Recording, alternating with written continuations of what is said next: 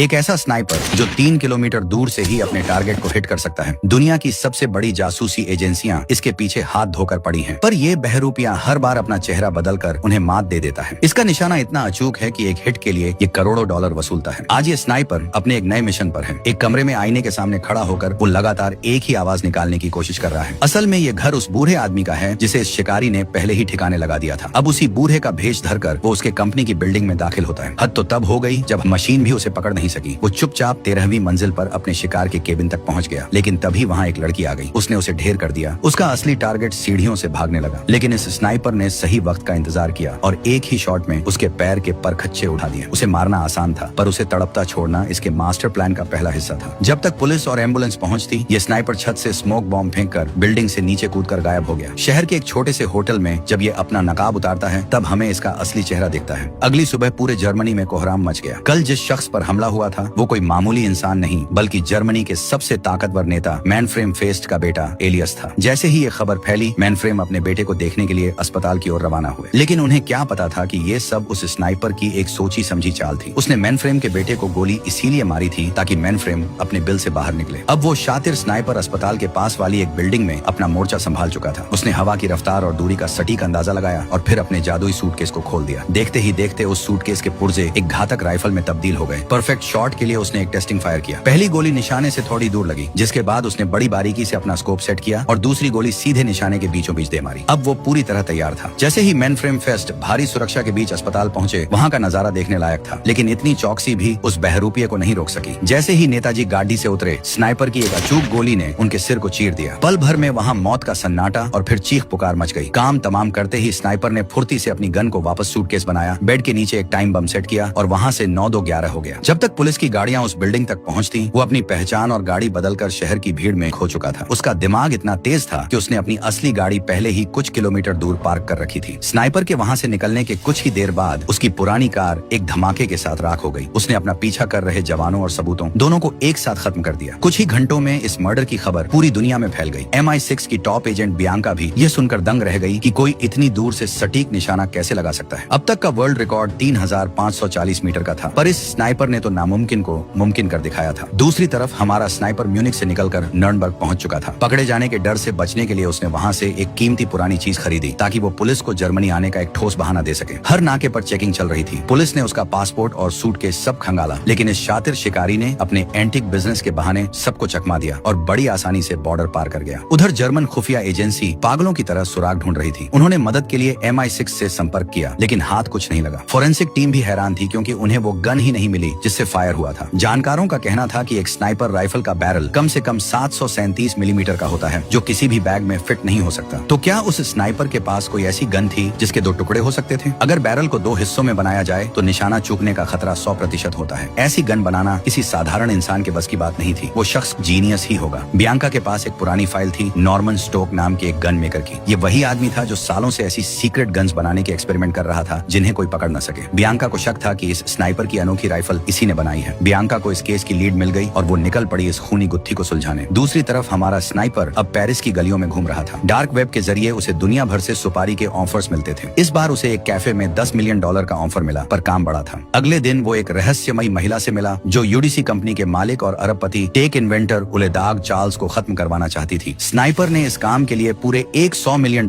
की मांग की। इतनी बड़ी रकम सुनकर वो महिला भी सन्न रह गई और अपने बॉस से बात करने की मोहलत मांगी, पर जब तक वो कुछ और पूछती, स्नाइपर हवा की तरह वहां से गायब हो चुका था। इधर बियांका आयरलैंड पहुंचकर अपने पुराने खबरी एलिसन से मिलती है। एलिसन उस गन मेकर नॉर्मन के भाई की पत्नी थी। बियांका ने उसे डराया धमकाया ताकि वो नॉर्मन का पता उगलवा सके, लेकिन एलिसन ने चालाकी दिखाई और अपना फोन बंद कर गायब हो गई। पर बियांका भी कम खिलाड़ी नहीं थी। उसने एलिसन की कमजोर कड़ी यानी उसकी बेटी एमा को पकड़ लिया। एमा इत्तेफाक से लंदन में उसी UDC कंपनी के खिलाफ प्रदर्शन कर रही थी जिसे उड़ाने की साजिश पेरिस में रची जा रही थी। बियांका ने एमा पर झूठे इल्जाम लगाकर उसे जेल में डाल दिया ताकि उसकी माँ यानी एलिसन खुद चलकर पुलिस के पास आए। एमा निडर थी। उसने वकील की मांग की और झुकने से मना कर दिया। कहानी अब स्पेन के खूबसूरत शहर कादिज पहुंचती है। जर्मनी और फ्रांस में तबाही मचाने के बाद ये कातिल आखिरकार अपने घर लौटा है। यहाँ हमें पता चलता है कि इस स्नाइपर का नाम अलेक्जेंडर है। एलेक्स का घर किसी महल से कम नहीं, जहाँ उसकी पत्नी नूरी अपनी बेटी के खिलौने समेट रही है। नूरी को अंदाजा भी नहीं है कि उसका पति, जिसे वो एक साधारण बिजनेसमैन समझती है, असल में दुनिया का सबसे महंगा हिटमैन है। दूसरी तरफ लंदन की जेल में एक बड़ा हादसा हो जाता है। बियांका ने जिस एमा को दबाव बनाने के लिए पकड़ा था, उसकी तबीयत अचानक अचानक बिगड़ जाती है। बियांका उसे एम्बुलेंस में लेकर अस्पताल भागती है, पर रास्ते में ही एमा दम तोड़ देती है। बियांका को गहरा सदमा लगता है क्योंकि उसे खबर ही नहीं थी कि एमा दिल की मरीज थी। उधर एलेक्स के प्रोफेशनल काम में भी खलबली मची हुई है। जर्मनी वाले मिशन के पैसे मांगने पर क्लाइंट ने पैसे देने के बजाय उसे गाली दे दी। एलेक्स जैसा सन की आदमी ये बर्दाश्त नहीं कर सकता था। हालांकि तभी उसे चार्ल्स को मारने की डील पर सिर्फ चर्चा करने के लिए 3.7 मिलियन यूरो एडवांस मिले। अब सवाल यह था कि आखिर चार्ल्स को सब मारना क्यों चाहते थे? तो असल में वो रिवर नाम का एक ऐसा ऐप लॉन्च करने वाला था जो प्राइवेसी की धज्जियां उड़ा देता। इस ऐप से आप किसी के भी बैंक अकाउंट में झांक सकते थे, किसके पास कितना पैसा है और कहां से आ रहा है, सब कुछ पब्लिक हो जाता। इसी रिवर ऐप ने पूरी दुनिया के अमीरों की नींद उड़ा दी थी और इसीलिए एलेक्स को उसे खत्म करने का कॉन्ट्रैक्ट दिया जा रहा था। अगली सुबह बियांका के पास स्पैरो का फोन आता है। असल में ये एलिसन ही थी जिसे बियांका ने ये कोडनेम दिया था। एलिसन अपनी बेटी एमा की गिरफ्तारी से बुरी तरह घबराई हुई थी। उसे पूरा शक था कि ये सब बियांका की ही चाल है। बियांका ने बड़ी चालाकी से झूठ बोला कि उसका इसमें कोई हाथ नहीं है। उसने एक शर्त रख दी, अगर आज रात तक मुझे गनमेकर नॉर्मन का नंबर मिल गया तो मैं एमा को रिहा करवा दूंगी। बियांका जानती थी कि एमा अब इस दुनिया में नहीं है, पर वो इस सच को मोहरे की तरह इस्तेमाल कर रही थी। दूसरी तरफ स्पेन में एलेक्स की बेटी का जन्मदिन मनाया जा रहा था। पूरा परिवार इकट्ठा था, लेकिन एलेक्स का दिमाग कहीं और ही था। तभी उसके लैपटॉप पर एक नोटिफिकेशन आता है। क्लाइंट ने फिर से 3.7 मिलियन यूरो की पेमेंट की थी, यानी उलेडाक चार्ल्स को मारने की डील अब बड़े लेवल पर पहुंच चुकी थी। एलेक्स को लगा कि अगर ये मिशन कामयाब हो गया तो वो ये खूनी धंधा हमेशा के लिए छोड़ देगा। बेटी के जन्मदिन की पार्टी बीच में छोड़कर वो निकलने लगा। घर वाले हैरान थे कि आखिर ऐसा कौन सा काम है जो परिवार से बढ़कर है, पर एलेक्स की पत्नी नूरी उसे हमेशा की तरह सपोर्ट कर रही थी। नूरी उसे एयरपोर्ट छोड़ने गई और एलेक्स उसकी नजरों के सामने अंदर चला गया। लेकिन कहानी में ट्विस्ट तब आया जब एलेक्स एयरपोर्ट के दूसरे रास्ते से बाहर निकल आया, क्योंकि उसे अपने लॉकर से दूसरे पासपोर्ट्स निकालने थे। इत्तेफाक देखिए, नूरी पास की ही एक दुकान पर फूल खरीदने रुकी थी और उसने एलेक्स को एक टैक्सी में जाते देख लिया। नूरी के पैरों तले जमीन खिसक गई। एलेक्स ने उससे झूठ बोला था और उसका फोन भी बंद था। शक की चिंगारी भड़क उठी कि कहीं एलेक्स का किसी और औरत के साथ चक्कर तो नहीं। जब ये बात नूरी के परिवार तक पहुंची तो घर में मानो भूचाल आ गया। उधर एमा के पिता लैरी भी अपनी बेटी की गिरफ्तारी से बेहद परेशान थे। एलिसन ने बड़ी चालाकी से लैरी को उकसाया कि वो अपने भाई नॉर्मन, वही रहस्यमयी गनमेकर, से मदद मांगे। लैरी ने कई बार नॉर्मन को फोन किया पर कोई जवाब नहीं आया। एलिसन को बस उसी नंबर का इंतजार था। शाम को वो लैरी को बातों में फंसाकर एक बार ले गई और मौका मिलते ही उसके फोन से नॉर्मन का नंबर चुरा लिया। बियांका अपनी फैमिली के साथ डिनर कर रही थी, तभी उसे एलिसन का मैसेज मिला जिसमें नॉर्मन का नंबर था। बियांका ने एक पल की भी देरी नहीं की। अपनी बेटी और डिनर को बीच में छोड़कर वो सीधे उस नंबर को ट्रेस करने निकल पड़ी। उधर एलेक्स और उस अनजान महिला की मीटिंग पेरिस के एक गार्डन में रात 10 बजे हुई। एलेक्स ने अपनी पहचान छुपाने के लिए सख्त हिदायत दी कि वो उसके चेहरे की तरफ न देखे। महिला ने बताया कि उसके बॉस डील के लिए तैयार हैं, लेकिन एक शर्त है, काम 28 तारीख से पहले होना चाहिए। असल में 28 तारीख को चार्ल्स अपना रिवर प्रोजेक्ट लॉन्च करने वाला था और उससे पहले ही उसका खेल खत्म करना जरूरी था। एलेक्स वैसे तो जल्दबाजी में काम नहीं करता, पर करीब 800 करोड़ रुपए की रकम इतनी बड़ी थी कि वो मना नहीं कर सका। डील तय हुई। 20 मिलियन एडवांस और 80 मिलियन काम होने के बाद इस मिशन के लिए टारगेट का कोड नेम रोडन और एलेक्स का नाम जयकाल रखा गया। जयकाल अपने खून सने पैसों को लीगल तरीके से ठिकाने लगाने में भी उस्ताद था, इसलिए उसे पैसों की कोई चिंता नहीं थी। उधर बियांका अपनी टीम के साथ बेलारूस पहुंच चुकी थी, क्योंकि नॉर्मन की लोकेशन वहीं के जंगलों में मिल रही थी। बियांका और उसके 3 जांबाज साथी हेडक्वार्टर से मिल रहे सिग्नल के आधार पर एक पुराने घर की तरफ बढ़ रहे, लेकिन उन्हें नहीं पता था कि ये एक जाल है। जैसे ही उन्होंने घर में कदम रखा, एक जोरदार धमाका हुआ और उनका एक साथी वहीं ढेर हो गया। इससे पहले कि कोई संभल पाता, नॉर्मन ने दूसरे ऑफिसर को भी गोलियों से छलनी कर दिया। अब सिर्फ बियांका बची थी। साफ था कि नॉर्मन को इनके आने की खबर पहले ही मिल चुकी थी। डिपार्टमेंट में कोई गद्दार था जो उसे पल पल की जानकारी दे रहा था। बियांका ने नॉर्मन का पीछा किया। दोनों तरफ से गोलियां चली, लेकिन अंधेरे का फायदा उठाकर नॉर्मन भाग निकला। हड़बड़ी में उसका एक सूटकेस वहीं छूट गया जो अब बियांका के कब्जे में था। अगली सुबह एलिसन और लैरी की दुनिया ही उजड़ गई। उन्हें खबर मिली कि उनकी बेटी एमा अब इस दुनिया में नहीं रही। वो बदहवास होकर लंदन की तरफ भागे। उन्हें यकीन ही नहीं हो रहा था कि जिस बेटी को बचाने के लिए उन्होंने अपना सब कुछ दांव पर लगा दिया, वो उन्हें हमेशा के लिए छोड़कर जा चुकी है। इधर लंदन में जब उस सूटकेस की जांच हुई तो सबके होश उड़ गए। वो कोई मामूली सूटकेस नहीं, बल्कि एक चलता फिरता स्नाइपर राइफल था। बियांका इसे लेकर एयरपोर्ट से लेकर MI6 के हेडक्वार्टर तक घूम आई, लेकिन किसी भी स्कैनर ने इसे नहीं पकड़ा। ये नॉर्मन की कलाकारी का एक जीता जागता सबूत था। बियांका समझ गई कि अगर जयकाल तक पहुंचना है तो इस शातिर गनमेकर को पकड़ना ही होगा। उधर जयकाल अब अपने पुराने पैसे वसूलने के मूड में था। वो मेनफ्रेम फेस्ट के एक करीबी सहयोगी के पास प्रॉपर्टी डीलर बनकर पहुंचा। बातों बातों में उसने सिर दर्द का नाटक किया और जैसे ही वो महिला उसके लिए दवा लेने बाहर गई, जयकाल ने पलक झपकते ही उनके कंप्यूटर में एक खतरनाक वायरस डाल दिया। इस वायरस की मदद से उसने पूरा सिस्टम हैक कर लिया और उसे वो जानकारी मिल गई जिसकी उसे तलाश थी, एलियस के ड्राइवर का पूरा बायोडाटा। आज का दिन बहुत बड़ा था, क्योंकि मारे गए नेता मेनफ्रेम फेस्ट की श्रद्धांजलि सभा थी। पूरा परिवार और सुरक्षा बल वहाँ मौजूद थे। जयकाल ने बड़ी खामोशी से असली ड्राइवर को रास्ते से हटाया और खुद ड्राइवर बनकर एलियस की गाड़ी के स्टीयरिंग पर बैठ गया। एलियस को लगा कि वो सुरक्षा घेरे में है, पर उसे क्या पता था कि मौत उसके ठीक आगे वाली सीट पर बैठी है। जैसे ही गाड़ियों का काफिला निकला, जयकाल ने मौका पाकर अचानक गाड़ी को रास्ते से अलग मोड़ दिया। पीछे चल रहे सिक्योरिटी गार्ड्स हैरान रह गए और पीछा करने लगे। गाड़ी के अंदर एलियस चीखने लगा, कौन हो तुम? जैसे ही जयकाल ने पीछे मुड़कर अपना चेहरा दिखाया, एलियस की सिट्टी पिट्टी गुम हो गई। जी हाँ, ये वही एलियस था जिसने अपने ही बाप मैनफ्रेम फेस्ट को मारने की सुपारी एलेक्स को दी थी। लेकिन काम होने के बाद उसने न केवल पैसे देने से मना किया बल्कि चैट पर एलेक्स को गाली भी दी थी, क्योंकि एलेक्स ने काम करने के लिए एलियस को भी गोली मारी और उसे चारे की तरह इस्तेमाल किया था। एलियस गिड़गिड़ाने लगा और हर कीमत देने को तैयार हो गया, पर एलेक्स के लिए अब बहुत देर हो चुकी थी। उसने उसे वहीं ढेर कर दिया। गार्ड्स के पहुंचने से ठीक पहले एलेक्स ने कार को बम से उड़ा दिया और खुद धुएं की तरह गायब हो गया। उधर एलिसन और लैरी अपनी बेटी की लाश लेने पहुंच चुके थे। बियांका अब भी बाज नहीं आ रही थी। उसने एलिसन को फिर धमकाया कि अगर नॉर्मन का पता नहीं बताया तो उसे 10 साल की जेल हो जाएगी। इस दौरान लैरी को अपनी पत्नी एलिसन पर शक हो गया था। उसने जब एलिसन का फोन चेक किया तो उसे समझ आ गया कि उसी ने नॉर्मन की मुखबिरी की थी। गुस्से में पागल लैरी ने अपनी ही पत्नी का तकिए से दम घोंटकर कत्ल कर दिया। दूसरी ओर स्पेन में नूरी का शक अब यकीन में बदल रहा था। उसने घर की तलाशी शुरू की और उसे फर्श के नीचे एक रहस्यमयी लॉकर मिला। नूरी के भाई ने घर का नक्शा देखा तो उसे बेडरूम में एक सीक्रेट रूम का पता चला। आईने के पीछे छिपे उस कमरे के दरवाजे पर हाईटेक लॉक लगा था। उधर एलेक्स के पास अगले मिशन के पैसे पहुंच चुके थे और उसे खबर मिली कि उसका टारगेट टालिन जा रहा है। एलेक्स मतलब जयकाल टालिन के लिए निकला ही था कि उसके फोन पर घर के सिक्योरिटी सिस्टम का अलर्ट आया। उसका सीक्रेट रूम टूट चुका था। जयकाल परेशान था कि अब उसका परिवार उसके बारे में क्या सोचेगा। अभी वो रास्ते में ही था कि एक पिकअप ड्राइवर ने उसकी गाड़ी ठोक दी। बहस बढ़ी और मौके पर पुलिस आ गई। पुलिस वाले ने जब जयकाल की गाड़ी की तलाशी ली तो उसे बैग में गन मिल गई। इससे पहले कि पुलिस वाला कुछ बोल पाता, जयकाल ने उसे ढेर कर दिया। फिर बड़ी चालाकी से वही गन पिकअप ड्राइवर के हाथ में थमाई और अपनी दूसरी गन से उसे भी मार डाला। सिर्फ 2 सेकंड के अंदर जयकाल ने पूरा सीन ऐसा बना दिया जैसे उन दोनों ने एक दूसरे को मारा हो। अपने फिंगरप्रिंट मिटाकर वो वहाँ से ऐसे निकला जैसे कुछ हुआ ही ना हो। कहानी में अब उन लोगों के चेहरे सामने आते हैं जिन्होंने जयकाल को इस खूनी खेल के लिए हायर किया था। उन्हें पता चल चुका था कि जयकाल ने अपने पुराने क्लाइंट यानी मैनफ्रेम के बेटे का क्या हश्र किया है। क्लाइंट्स को अब डर था कि कहीं जयकाल की ये सनक उनके रिवर प्रोजेक्ट वाले मिशन को खतरे में न डाल दे। इसी काम के लिए सोफिया नाम की एक लेडी को जयकाल की निगरानी पर लगा दिया गया। उधर लंदन में एक खौफनाक खेल चल रहा था। बियांका को लग रहा था कि एलिसन उससे मिलने आ रही है, पर असल में एलिसन के फोन से उसका पति लैरी मैसेज कर रहा था। लैरी अपनी पत्नी और बेटी की मौत का बदला लेने के लिए अंधा हो चुका था। जैसे ही बियांका मिलने पहुंची, लैरी ने उस पर चाकू से जानलेवा हमला कर दिया। बियांका किसी तरह अपनी जान बचाकर भागी और पुलिस बैकअप बुलाया। लैरी को चारों तरफ से घेर लिया गया, पर वो शातिर निकला और नहर में चलती एक बोट पर कूदकर भाग निकला। जब पुलिस एलिसन के होटल पहुंची तो वहां उसकी लाश मिली। बियांका के हाथ से नॉर्मन तक पहुंचने वाली आखिरी कड़ी भी टूट चुकी थी। अब पहली बार हम उस शख्स से मिलते हैं जिसे पूरी दुनिया खत्म करना चाहती है। उलेडाग चार्ल्स अपने प्राइवेट आइलैंड पर ऐश कर रहे इस अरबपति को उसके सिक्योरिटी हेड ने आगाह किया कि टलिन के कंसर्ट में उसकी जान को खतरा है। लेकिन उलेडाग अपनी बात का पक्का था। उसने पीछे हटने से मना कर दिया। वहीं दूसरी तरफ जयकाल टलिन के उसी थिएटर में पहुंच चुका था। वो एक शिकारी की तरह हर उस कोने और एंगल को नाप रहा था जहां से वो उलेडाग को मौत की नींद सुला सके। उसकी सबसे बड़ी ताकत थी उसकी पहचान। हर मिशन के साथ एक नया चेहरा, एक नया नाम। लेकिन इस बार टालिन के उस थिएटर में जैकल की जान पर बनाई। जब वो थिएटर की सीलिंग पर अपने मिशन की रेकी कर रहा था, तभी अचानक वहां की स्लाइडिंग सीलिंग खुलने लगी। जैकल का संतुलन बिगड़ा और वो नीचे गिरने ही वाला था कि उसने एक केबल पकड़ ली। उसके वजन से केबल टूटने लगी और उसका मोबाइल भी नीचे जा गिरा। किसी तरह वो वापस ऊपर चढ़ा। कंसर्ट खत्म होने के बाद उसने वहां के एक सिक्योरिटी गार्ड राजमस से मदद मांगी और उसका फोन लेकर अपने गिरे हुए मोबाइल पर कॉल किया। खुशकिस्मती से फोन मिल गया और इसी बहाने जैकल ने पीटर बनकर उस गार्ड से दोस्ती कर ली। दूसरी तरफ बियांका दुनिया के सबसे खतरनाक और रिटायर्ड स्नाइपर्स के पास पहुंची। उसका सवाल एक ही था, 3500 मीटर की दूरी से सटीक निशाना कौन लगा सकता है? जवाब में एक ही नाम सामने आया, डगन। डगन एक ऐसा स्नाइपर था जिसका कोई जवाब नहीं था। हालांकि रिकॉर्ड के मुताबिक 10 साल पहले काबुल में एक बम धमाके में उसकी पूरी टीम के साथ मौत हो चुकी थी। लाशें इतनी बुरी तरह जल गई थीं कि पहचानना नामुमकिन था। बियांका को अब शक होने लगा था कि क्या डगन उस धमाके में बच गया था? क्या वही आज जैकल बनकर दुनिया को नचा रहा है? बियांका ने तुरंत डगन की पुरानी फाइलें निकलवाने का आदेश दे दिया। उधर लंदन में लैरी प्रतिशोध की आग में जल रहा था। उसने नया सिम कार्ड लेकर अपने भाई नॉर्मन से संपर्क किया। यहीं पता चलता है कि पिछले हमले में नॉर्मन भी घायल हुआ था। लैरी को बस बियांका से बदला लेना था। शाम को जैसे ही बियांका घर लौटी, उसने देखा कि उसकी बेटी जैस्मिन लैरी के कब्जे में है। लैरी जैस्मिन को मारने ही वाला था कि बियांका ने पलक झपकते ही उसकी गोली से लैरी का घुटना तोड़ दिया। जैस्मिन बच गई और लैरी को गिरफ्तार कर लिया गया। बियांका ने उसका गला तब तक घोंटा जब तक उसने नॉर्मन का ठिकाना नहीं उगल दिया। लैरी ने बताया कि नॉर्मन बुडापेस्ट के बाहरी इलाके में एक अस्तबल के पास सफेद बिल्डिंग में छिपा है। बियांका ने तुरंत अपने बॉस को जानकारी दी, लेकिन इलाका बड़ा होने के कारण उन्हें वहां पहुंचने में वक्त लगने वाला था। पर जैकल उनसे 2 कदम आगे था। वो पहले ही बुडापेस्ट पहुंच चुका था। उसे एक ऐसी गन चाहिए थी जो दुनिया के सबसे एडवांस मेटल डिटेक्टर और अल्ट्रा सेंसिटिव स्कैनर को भी चकमा दे सके। उसने फौरन नॉर्मन से संपर्क किया। नॉर्मन का हाथ जख्मी था, इसलिए उसने पहले मना किया। पर जब जैकल खुद गन बनाने में मदद करने को तैयार हुआ तो वो मान गया। उनका पहली बार आमना सामना हुआ। नॉर्मन उसे अपने गुप्त ठिकाने पर ले गया, जो बाहर से तो एक पुरानी जर्जर बिल्डिंग थी, पर अंदर से हाईटेक कैमरों और हथियारों का एक किला। वहाँ एक पुरानी स्नाइपर राइफल को देखकर जैकल की आंखों में एक चमक आ गई, जिससे साफ था कि उसका अतीत फौज की गलियों से जुदा है। जैकल ने अपना मास्टर प्लान नॉर्मन के सामने रखा। उसका आइडिया था एक फ्रैक्चर बूट जिसके जिसके अंदर गन के सारे पुर्जे फिट हो सकें। सबसे बड़ी चुनौती थी एयरपोर्ट के अल्ट्रा सेंसिटिव स्कैनर्स। जैकल चाहता था कि गन के ज्यादातर हिस्से प्लास्टिक के हों। नॉर्मन ने अपनी कारीगरी दिखाते हुए एक हल्के धातु से ऐसा बैरल बनाने का जुगाड़ बताया जिससे 7-8 गोलियां आराम से चलाई जा सकें। जैकल के लिए इतना काफी था। दोनों काम पर लग गए। नॉर्मन कोड बोलता गया और जैकल उसे टाइप करता रहा। 5 घंटे की कड़ी मेहनत के बाद प्रिंटिंग कोड तैयार हुआ और फिर मशीनों को अगले 10 घंटों के लिए प्रिंट पर लगा दिया गया। आधी रात को MI6 ने बुडापेस्ट के उस ठिकाने को ढूंढ निकाला जिसका जिक्र लैरी ने किया था। बियांका और उसकी टीम फौरन मिशन पर निकल पड़ी। अगली सुबह तक वो फ्रैक्चर बूट तैयार हो चुका था। नॉर्मन ने जैकल को गन असेंबल करना सिखाया और जैकल उसे टेस्ट करने के लिए पास के जंगलों की ओर निकल गया। रात भर की थकान के बाद नॉर्मन गहरी नींद में सो गया। जैकल ने एक तरबूज पर निशाना साधकर गन की टेस्टिंग शुरू की। पहली 2 गोलियां निशाने से थोड़ी दूर लगीं, लेकिन तीसरी कोशिश में उसने स्कोप को एकदम सटीक सेट कर लिया। काम खत्म कर वो वापस लौट ही रहा था कि उसकी नजर बिल्डिंग की तरफ बढ़ती संदेहास्पद गाड़ियों पर पड़ी। जैकल ने गेट के पास एक चाय की टपरी पर बैठकर तमाशा देखना शुरू किया। जैसे ही गाड़ियां रुकी, उन्होंने पूरे इलाके की बिजली काट दी ताकि CCTV कैमरे बंद हो जाएं। खतरे को भांपते ही जैकल ने नॉर्मन को फोन मिलाया। काफी कोशिशों के बाद नॉर्मन की नींद खुली। जैकल ने उसे आगाह किया, मेहमान फिर से आ गए हैं, सारे सबूत मिटाकर वहां से निकलो। नॉर्मन ने फुर्ती से गन के प्रिंटिंग को डिलीट किए, लेकिन तब तक बहुत देर हो चुकी थी। MI6 के एजेंट अंदर दाखिल हो चुके थे। नॉर्मन ने उन पर फायरिंग शुरू की, पर जवाबी हमले में वो चारों तरफ से घिर गया और पकड़ा गया। बियांका ने जब उससे नेता मैनफ्रेम फेस्ट की हत्या और उस गन के बारे में पूछा तो नॉर्मन ने चुप्पी साध ली। तलाशी के दौरान बियांका को वहाँ किसी दूसरे शख्स का भी सामान मिला। बियांका समझ गई कि वो शूटर जैकल भी यही था और ये सामान उसी का है। वो वहीं जाल बिछाकर जैकल के आने का इंतजार करने लगे। बियांका ने नॉर्मन को तंज कसते हुए यह भी बता दिया कि उसे पकड़वाने वाला कोई और नहीं बल्कि उसका अपना भाई लैरी है। जैसे ही नॉर्मन गुस्से में खड़ा हुआ, एक सनसनाती हुई गोली उसका काम तमाम कर गई। बियांका और उसकी टीम के होश उड़ गए। उन्हें समझ आ गया कि जैकल आसपास ही है और उसने नॉर्मन को इसलिए खामोश कर दिया ताकि वो उसका राज न उगल सके। तभी एक जवान की नजर जैकल पर पड़ी। जैकल ने बिना वक्त गंवाए अस्तबल से एक घोड़ा लिया और हवा की रफ्तार से भाग निकला। MI6 की गाड़ियां उसका पीछा कर रही थी और लगातार गोलियों की बौछार हो रही थी। किस्मत देखिए, भागते वक्त जैकल एक पेड़ की टहनी से टकराकर घोड़े से नीचे गिर पड़ा। अब मुकाबला घने जंगल के अंधेरे में था। जैकल ने वहीं से मोर्चा संभाला और उसकी एक गोली सीधे एक एजेंट के बुलेट प्रूफ जैकेट पर जा लगी। बियांका पागलों की तरह उसे ढूंढ रही थी, लेकिन जैकल अंधेरे का फायदा उठाकर एक तालाब में कूद गया। बियांका ने गुस्से में तालाब के पानी पर पूरी मैगजीन खाली कर दी, पर जैकल तो जैसे पानी में ही विलीन हो गया। थका हारा जैकल वहाँ से कुछ दूर एक पुराने वेयर हाउस में पहुंचा जहाँ जानवरों का चारा रखा था। शरीर साथ नहीं दे रहा था, इसलिए वो वहीं गहरी नींद में सो गया। लेकिन तभी उस प्रॉपर्टी के मालिक मॉर्गन की नजर उस पर पड़ी। मॉर्गन ने जैकल को चोर समझकर उसी वेयर हाउस में कैद कर लिया। दुनिया का सबसे बड़ा स्नाइपर अब एक साधारण वेयर हाउस में किसी कैदी की तरह बंद था। सुबह होते ही मॉर्गन उस वेयर हाउस में पहुंचा और जैकल को धमकाने लगा कि अगली बार दिख मत जाना। वो उसे भगा ही देता, पर तभी उसकी नजर जैकल की बेशकीमती राइफल पर पड़ गई। उसका मन बदल गया। जैकल ने उसे मुंह मांगी रकम देने की पेशकश की, पर मॉर्गन समझ चुका था कि उसके हाथ कोई बद्दा शिकार लगा है। उसने तुरंत अपने भाइयों को फोन कर बुला लिया। उसके भाई पुलिस की नाकेबंदी को चीरते हुए उसकी तरफ निकल पड़े। इधर मॉर्गन अब मीट खा रहा था और जैकल के साथ बदतमीजी कर रहा था, लेकिन मौका मिलते ही उसने मॉर्गन को ढेर कर दिया। वो अपना सामान और मॉर्गन की गाड़ी लेकर भाग ही रहा था कि उसके भाई वहाँ आ गए। मॉर्गन के भाइयों ने उसकी लाश देखी और जैकल पर गोलियों की बौछार कर दी, लेकिन एक प्रोफेशनल स्नाइपर के सामने वो अनादि कहाँ टिकते। जैकल ने एक को वहीं मार गिराया और दूसरे लड़के को बंदी बना लिया ताकि वो उसे शहर से बाहर निकलने का सुरक्षित रास्ता दिखा सके। शहर के करीब पहुंचकर जैकल उसे भी मारने वाला था, पर तभी उसने उस लड़के का मोबाइल छीना। मोबाइल की स्क्रीन पर उसके फैमिली फोटो देखते ही जैकल का पत्थर जैसा दिल पिघल गया। उसने उसी फोन से अपनी पत्नी नूरी को कॉल लगाया। जैकल ने नूरी से अपने हर झूठ के लिए माफी मांगी। उसने बताया कि वो फिलहाल बुडापेस्ट में है और उसे बेडरूम के उस सीक्रेट कमरे से भेज बदलने का सामान चाहिए। नूरी खामोश थी क्योंकि वो अब तक उसका सारा काला चिट्ठा देख चुकी थी। फोन काटने के बाद जैकल ने उस लड़के को जिंदा छोड़ दिया। कुछ घंटों बाद बुडापेस्ट के एक होटल में नूरी सामान लेकर जैकल के पास पहुंच चुकी थी। जैकल उसे और ज्यादा खतरों में नहीं डालना चाहता था, इसीलिए उसने नूरी को तुरंत वापस जाने को कहा। जैकल ने साफ बताया कि कुछ ताकतवर लोग उसके पीछे हैं और उसे किसी भी हाल में यहाँ से निकलना होगा। अपना भेष बदला और एक ऐसे रूप में तैयार हुआ जिसे पहचानना नामुमकिन था। बुडापेस्ट एयरपोर्ट पर नूरी ने अपने घर की फ्लाइट, जबकि जैकल अपने मिशन को पूरा करने के लिए टालिन रवाना हुआ। इत्तेफाक देखिए, उसी फ्लाइट में बियांका भी मौजूद थी। जैकल ने उसे फौरन पहचान लिया। बियांका को CIA से इनपुट मिला था कि जैकल अब उल्ले डाग चार्ल्स को निशाना बनाने वाला है। CIA ने